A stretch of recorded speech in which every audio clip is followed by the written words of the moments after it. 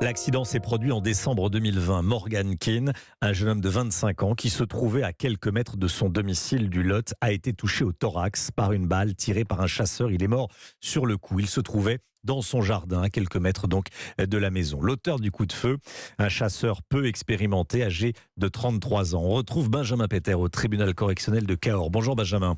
Bonjour Romain, bonjour à tous. Le procès s'est ouvert ce matin. Oui, Julien, ce jeune homme qui pratiquait la chasse pour la première année seulement avait tiré sur Morgan alors qu'il coupait du bois sur sa propriété devant sa maison. J'ai vu une masse sombre bouger, j'ai tiré, concède Julien, la tête basse. C'est gravé à vie, je suis désolé. Alors l'enquête avait mis en lumière toute une série de manquements, le manque d'identification bien sûr, mais aussi un tir à l'horizontale qui ne permet pas de déterminer où la balle va se ficher. Le directeur de l'abattu, lui aussi, est poursuivi dans cette affaire. Et pour l'avocat du frère de Morgan Keane, Benoît Coussy, il est nécessaire que tous les chasseurs présents ce jour-là prennent leurs responsabilités.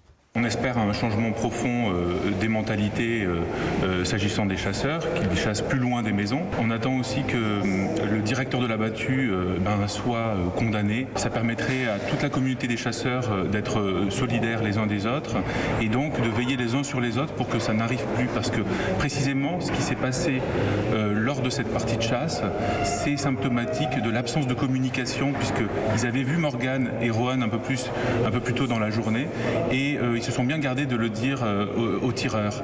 Alors c'était impossible de tirer à cet endroit, on n'y voyait pas à 3 mètres, martèle pourtant le directeur de l'abattu à la barre, qui réaffirme qu'il a bien donné toutes les consignes de sécurité avant de commencer la partie de chasse, tout en concédant qu'il occupait cette fonction à contre-cœur parce qu'aucun autre chasseur ne voulait le faire.